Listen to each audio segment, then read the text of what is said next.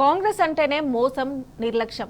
ఇవాళ పిడికెడు మందికి 4 పథకాలను ప్రారంభించిన రేవంత్ సర్కార్ ఆ పని కూడా సరిగ్గా చేయడం లేదు. లబ్ధిదారులకు ఇస్తున్న ధృవీకరణ పత్రాల్లో ప్రభుత్వానికి సంబంధించిన వారి సంతకాలు లేవు. కనీసం ఎవార్ఓ, ఎంపీడీఓ లేదా గ్రామ కార్యదర్శి సంతకం కూడా వాటిలో కనిపించడం లేదు. మరి ఎవరి సంతకము లేని ఈ కాగితానికి ఎవరు గ్యారంటీ? ఇప్పుడు ఈ కాగితాలు పట్టుకొని ఏ అధికారుల చుట్టూ తిరగాలని ప్రశ్నిస్తున్నారు జనం.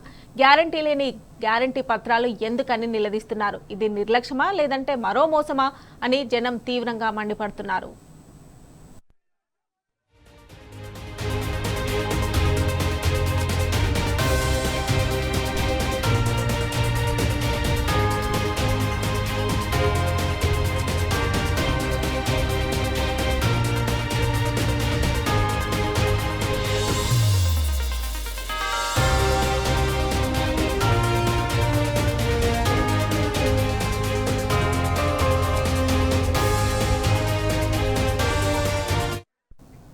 ఇదే అంశానికి సంబంధించి మరిన్ని డీటెయిల్స్ మా ప్రతినిధి రాము అందిస్తారు. రాము, చెప్పండి. లబ్ధిదారులకు ఇస్తున్న ధృవీకరణ పత్రాల్లో ఏ అధికారి సంతకం లేదని ప్రజలైతే నిలదీస్తున్న పరిస్థితి. నెక్స్ట్ ఏదైనా ప్రాబ్లం వస్తే ఏ అధికారిని సంప్రదించాలి అని గట్టిగానే ప్రశ్నిస్తున్నట్లుగా తెలుస్తుంది. డీటెయిల్స్ ఏంటి?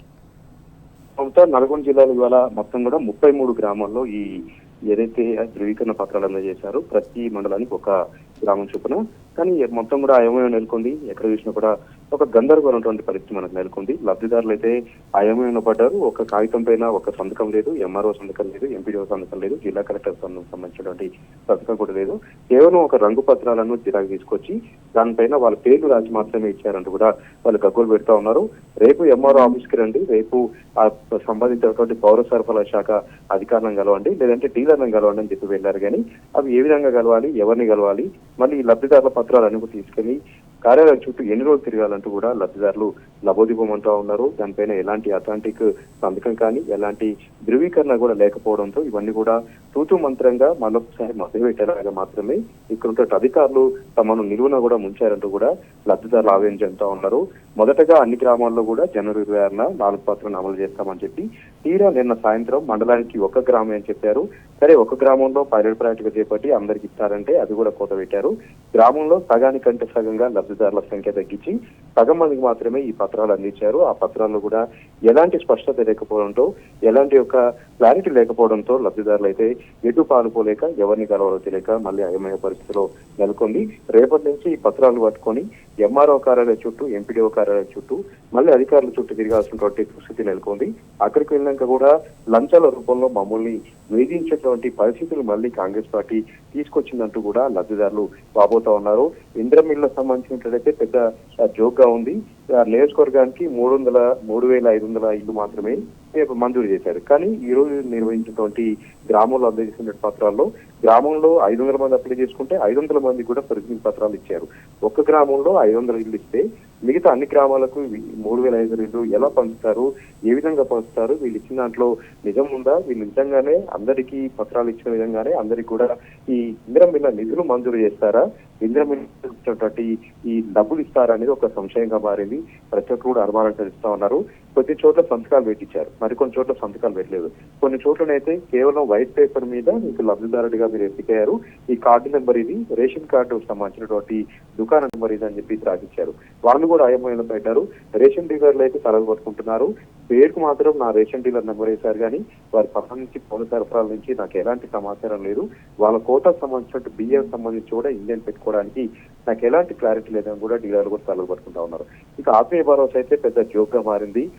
ఒక ఊర్లో దాదాపు 300-400 మంది సంవత్సరానికి దాదాపుగా 100 రోజులు ఈ ఏదైతే ఇందిరమ్మ సంబంధించి ఏదైతే 100 రోజుల పథకానికి వెళ్ళారో 100 రోజుల పని దినాలకు వాళ్ళందరికీ కూడా ఆత్మీయ భరోసా ఇస్తామని చెప్పేసి పత్రాలు ఇచ్చారు. నిజంగా కూడా ఒక్కొక్కరికి 12,000 రూపాయలు ఒకే ఊర్లోనే 500 మందికి ఇస్తే మిగతా ఊర్లో ఎంతమందికి ఇవ్వాల్సి ఉంటుంది, ఎన్ని నిధులు కావాల్సి ఉంటుందో కూడా స్పష్టత లేదు.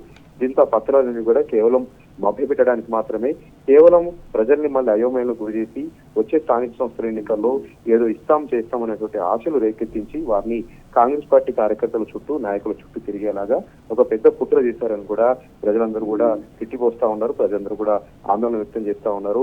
కాంగ్రెస్ పార్టీ గతంలో ఇలాంటి జిమ్మిక్కులు చాలా చేసింది. ఇలాంటి జిమ్మిక్కులు చేసి ఎన్నికల్లో గెలిచింది. మళ్ళొక్కసారి ఇదే జిమ్మిక్కులు చేసి మళ్ళొక్కసారి ఇదే రకంగా మభ్యపెడుతూ ప్రజల్ని లబ్ధిదారులను మభ్యపెడుతూ స్థానిక సంస్థలను నెట్టుకొచ్చేలాగా ఒక కుట్ర చేస్తున్నటువంటి వాదన కూడా వినిపిస్తా ఉన్నాయి.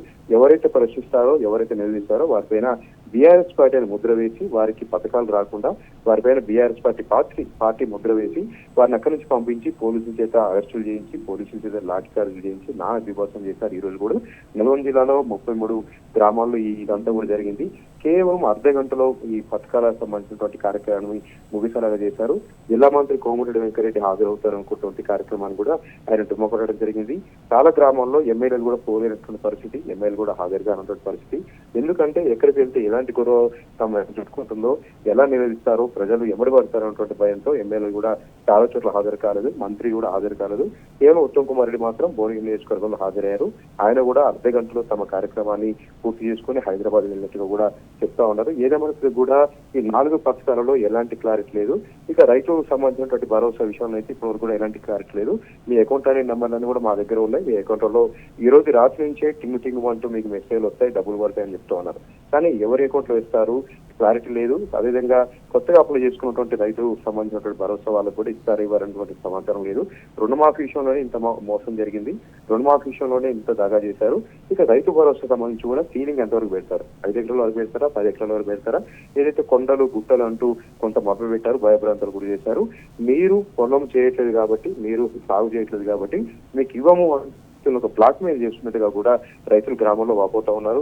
కొన్ని చోట్ల 3 పంటలు వేస్తారు, కొన్ని చోట్ల 2 పంటలు వేస్తారు. కానీ ఒకే ఒక పంటకు వేస్తాం, అది కూడా ఉద్యానవన పంటలకు ఇచ్చేయలేదు, మామిడి తోటలకు అదేవిధంగా ఇతరితర కూరగాయల పంటలకు ఇచ్చేయలేదని కూడా కార్యకర్తగా చెప్తా ఉన్నారు. ఇవన్నీ సాధ్యం చేసి రైతు భరోసాను ఎక్కువతామన్నమాట చేస్తా ఉన్నారు. మొత్తానికైతే ఒక గందరగోళం పరిస్థితి నెలకొంది Mamata. Right Ramu, thanks for updates.